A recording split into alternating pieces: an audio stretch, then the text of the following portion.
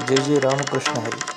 श्री सद्गुरू महाराजांची अशीच प्रवचने श्रवण करण्यासाठी कीर्तन प्रवचनमाला या यूट्यूब चॅनलला लाईक, शेअर आणि सबस्क्राईब करा.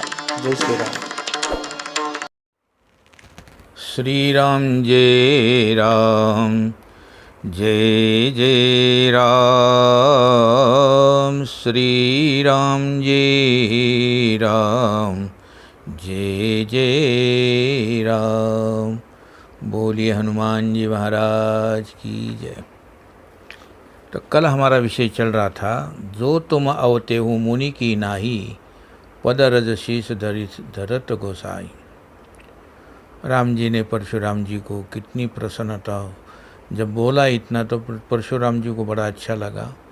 गोस्वामी जी कहते हैं, कुल बातों पर विचार करके उनको ऐसा लगा कि ऐसा अद्भुत पात्र जिसने भगवान शंकर के धनुषों को तोड़ दिया, पर अभिमान का लेश भी जिसके मुख पर नहीं है, और जो इतनी विनम्रता से बोल रहा है पर कायर नहीं है.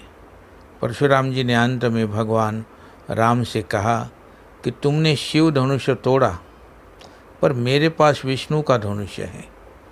तुम अगर उसे लेकर चढ़ा दोगे तो मैं समझ लूँगा कि विष्णु का अवतार हो गया और हमारा जो कार्य था वो पूरा हो गया. पर भगवान राम ने अनोखा कौतुक किया. उन्होंने परशुराम जी के हाथ से धनुष्य लिया ही नहीं.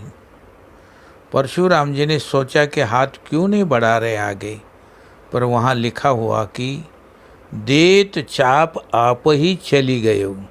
धनुष्य अपने आप ही भगवान राम के पास चला गया तथा चढ़ भी गया. इसे एक व्यक्ति के माध्यम से यूँ कहा जा सकता है कि जैसे कोई बच्चा किसी मेले में खो गया और जिसे मिला उसने घोषणा की कि बच्चा मिला है, जिसका हो वो आगे आए और प्रमाण पत्र देकर ले जाए,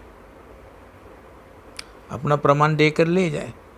अब उस बच्चे का पिता जब आएगा तो वो क्या किसी न्यायालय से प्रमाण पत्र लेकर आएगा किसी का कि ये बच्चा मेरा है?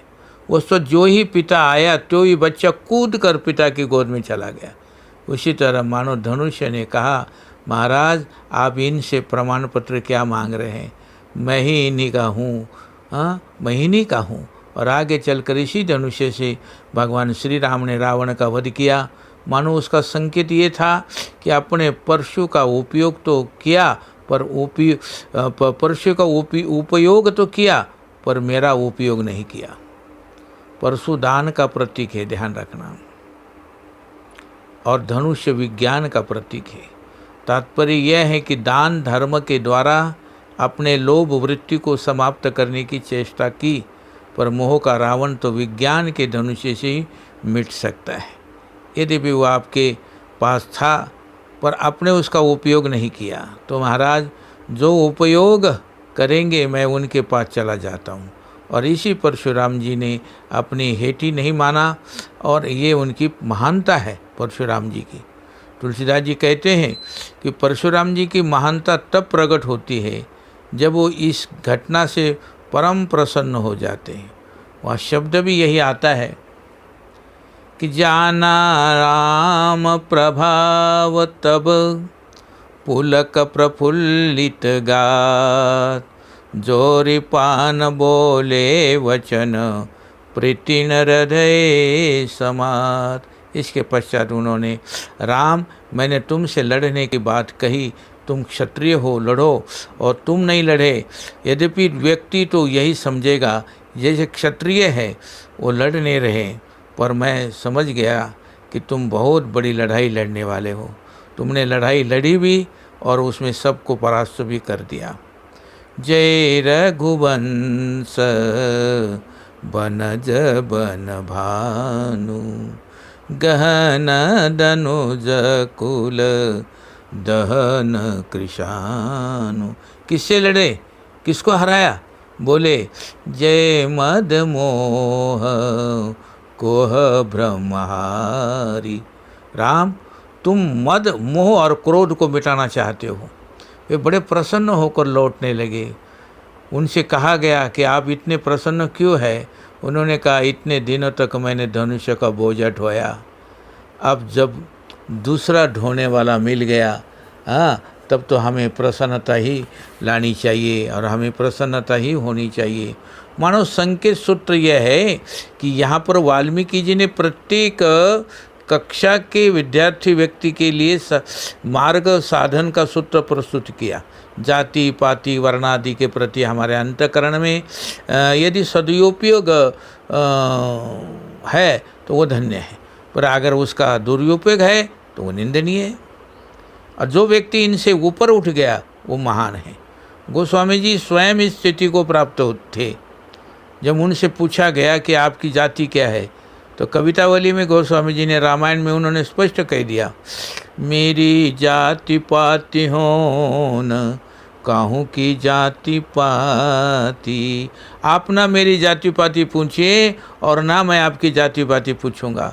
जाति नहीं बताई तो लोगों जैसा संस्कार होता है, लोगों का जैसा संस्कार होता है, सोचने लगे जरूर छोटे जाति के ही होंगे, लोगों ने सोचा, क्योंकि बड़ी जाति का होने पर अपने आप ही व्यक्ति अपनी जाति बताने लगता है।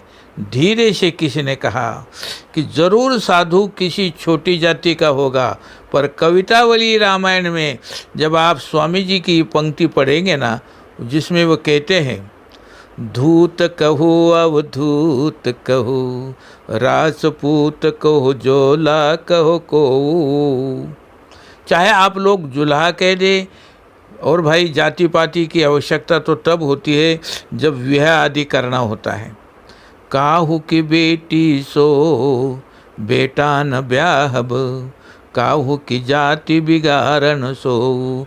किसी ने कहा पूछ लो, शायद कोई इसका संबंधी हो, तो पूछ दिया, साधु कोई तुम्हारा संबंधी है तो उसका नाम तो बता दो। उन्होंने कहा भाई तुलसी सरनाम गुलाम है राम को।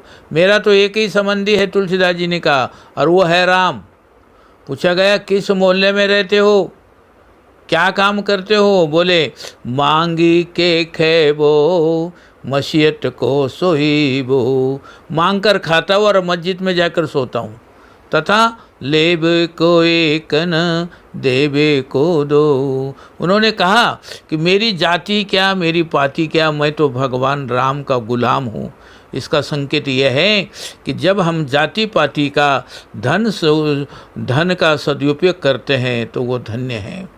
सो धन धन्य प्रथम गति जाकी, तथा सो कुल धन्य उमा सुनु जगत पूज्य सपुनीत। श्री रघुवीर परायण जहि नर उपजन विनीत। क्या सुंदर है। यदि इन वस्तुओं में आस्था है तो हम इन सब का सदुपयोग करके धीरे से ऊपर उठे। और जिसके जीवन में स्थिति आ गई है कि भगवान राम को छोड़कर इन वस्तुओं के प्रति आस्था नहीं है, भगवान उनके हृदय में निवास करते हैं। इसके बाद की चर्चा हम कल करेंगे। श्री राम जय राम, जय जय राम। श्री राम जय राम, जय जय राम। श्री राम जय राम, जय जय राम। श्री राम जय राम, जय जय राम। श्री राम जय राम, जय जय राम।